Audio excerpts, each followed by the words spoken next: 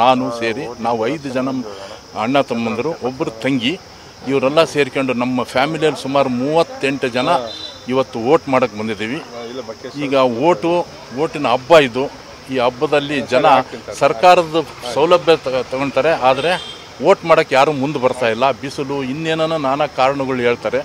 ಜನ ಏನು ಮಾಡಲಿದ್ರು ವೋಟ್ ಮಾಡೋದನ್ನ ಕಲಿಬೇಕು. ಯಾರಿಗಾದ್ರೂ ವೋಟ್ ಹಾಕಿ ವೋಟ್ ಮಾಡೋದು ಕಲಿಬೇಕು. ಸರ್ಕಾರದ ಸೌಲಭ್ಯ ಪಡೆಯೋಕ್ಕೆ ಯಾಕೆ ಮುಂದುವರಿತಾರೋ ಅದೇ ರೀತಿ ಈ ಮತದಾನ ಮಾಡೋ ಅಂಥ ಅವಕಾಶಕ್ಕೂ ವಂಚಿತರಾಗದೆ ಮಾಡಬೇಕು. ನಾವೆಲ್ಲ ನಮ್ಮ ಫ್ಯಾಮಿಲಿಯಿಂದ ಸೇರಿ 38 ಜನದ ಮೇಲೇ ಇದ್ದೀವಿ. ನಾವು ಇವತ್ತು ವೋಟ್ ಮಾಡಿದ್ದೀವಿ. ನಮ್ಮಲ್ಲೆಲ್ಲ ಬೆಂಗಳೂರು, ಡೆಲ್ಲಿ, ನಮ್ಮ ತಂಗಿ ಯಜಮಾನರು BSFನಲ್ಲಿ DIG ಆಗಿ ರಿಟೈರ್ಡ್ ಆಗಿದ್ದಾರೆ. ಅವರು ಡೆಲ್ಲಿಯಿಂದ ಇಲ್ಲಿಗೆ ಬಂದಿದ್ದಾರೆ ವೋಟ್ ಮಾಡೋಕ್ಕೆ. ನಮ್ಮ ತಂಗಿ ಅವರೆಲ್ಲ ಇದ್ದಾರೆ. ಅವರಿಬ್ಬರು ಮಕ್ಕಳಿದ್ದಾರೆ. ಒಬ್ಬರು ಮಗ ಬ್ಯಾಂಕ್ ಮ್ಯಾನೇಜರು, ಇನ್ನೊಬ್ಬ ಮಗ ಏಜೆನ್ಸಿ ಎಲ್ಲ ಮಾಡಿದ್ದಾರೆ. ಅವರು ಡೆಲ್ಲಿ ಇದ್ದಾರೆ. ಅವ್ರು ಡೆಲ್ಲಿಯಲ್ಲಿ ಇರೋರೆಲ್ಲ ಇಲ್ಲಿ ಬಂದಿದ್ದಾರೆ. ನಮ್ಮ ಚಂದ್ರಣ್ಣ ಸೇರಿ ಅಂತ ನನ್ನ 5 ಜನ ಬ್ರದರ್ಸು ಎಲ್ಲ ವೋಟ್ ಮಾಡಿದ್ದೀವಿ. ಹೇಗೆ ಅನ್ಸುತ್ತೆ ಸರ್ ಈಗ ಅಷ್ಟು ಫ್ಯಾಮಿಲಿ ಒಟ್ಟಿಗೆ ಬರೋದು ಅಪರೂಪ? ಭಾಳ ಖುಷಿ ಅನ್ನಿಸ್ತದೆ, ಭಾಳ ಖುಷಿ ನಾವು ನೋಡ್ರಿ ಬೆಳಗ್ಗಿನಿಂದ ಇಲ್ಲೆಲ್ಲ ಭಾಳ ರಶ್ ಇತ್ತು. ಈ ರಶ್ ಇದ್ರೊಳಗೆ ಈ ರಶ್ ಎಲ್ಲ ಕಡಿಮೆ ಆಗಲಿ ಅಂತೇಳಿ ನಾವು ಒಟ್ಟು ಮತದಾನದಿಂದ ಯಾರೂ ವಂಚಿತರಾಗಬಾರ್ದಂತ ನಮ್ಮ ಅಣ್ಣನ ಮಕ್ಕಳು, ನಮ್ಮ ಮಕ್ಕಳು ಇವರೆಲ್ಲ ಬೆಂಗಳೂರಿನಲ್ಲಿ ಕೆಲಸ ಮಾಡ್ತಾರೆ. ವೋಟ್ ಮಾಡೋಕ್ಕಾಗಿ ರಾತ್ರಿಯಿಂದ ಅಂಥ ರಶ್ನಲ್ಲಿ ಇಲ್ಲಿಗೆ ಬಂದು ವೋಟ್ ಮಾಡಿದ್ದಾರೆ. ಅದಕ್ಕೆ ನಾನು ಸಾರ್ವಜನಿಕರಲ್ಲಿ ಮನವಿ ಮಾಡೋದೇನೆಂದರೆ ವೋಟ್ ಮಾಡಬೇಕು, ಏನಾರಾಗಲಿ ವೋಟ್ ಮಾಡಬೇಕು ಅಂತ, ಯಾವುದೇ ಆಮಿಷಕ್ಕೆ ಒಳಗಾಗದೆ ವೋಟ್ ಮಾಡಬೇಕು ಅಂತ ನನ್ನ ಅಭಿಲಾಷೆ. ಸರ್ ನಮಗೆ ಭಾಳ ಖುಷಿ ಇದೆ. ನಮ್ಮ ಫ್ಯಾಮಿಲಿ ತುಂಬ ದೊಡ್ಡದಿದೆ. ಹಾಗಾಗಿ ನಾವು 38-39 ಮೆಂಬರ್ಸು ಓಲ್ ಫ್ಯಾಮಿಲಿ. ನಮ್ಮ ಮಾವ ದೊಡ್ಡವರು ಕೆ ಚಂದ್ರಣ್ಣ ಅಂತೇಳಿ ಪೇಪರ್ನವರು, ಎರಡನೇ ಮಾಮ ಏಕಂತಪ್ಪ ಅಂತೇಳಿ ಅವರು ದೊಡ್ಡ ಪೇಪರ್ನವರೇ.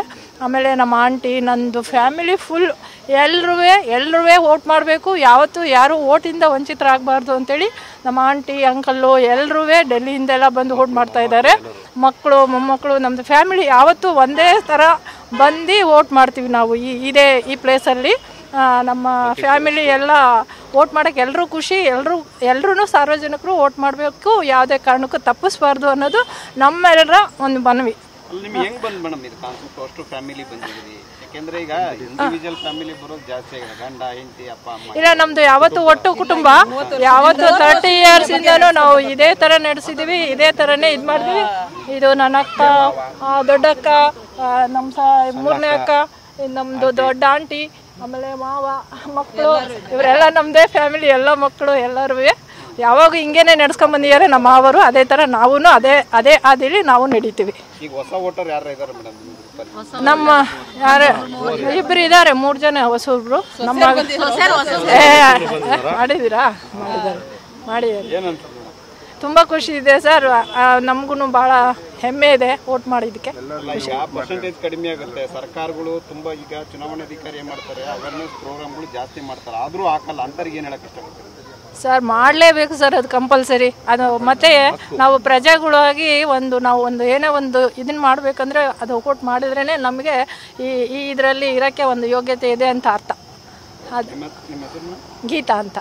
I think people should vote because vote is the first right that we have as a citizen, and everybody in our family we have voted, and it feels great that we have voted and we have contributed to the country of our country.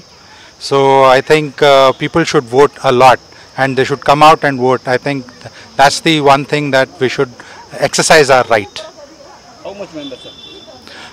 We have around 38 to 40 members in our family. How is your feeling voting in Karnataka? It's great because we have come all the way from Delhi to vote over here, and we have our like the voting rights over here in Karnataka, in Davangere. So I think it's great to vote and it feels great actually.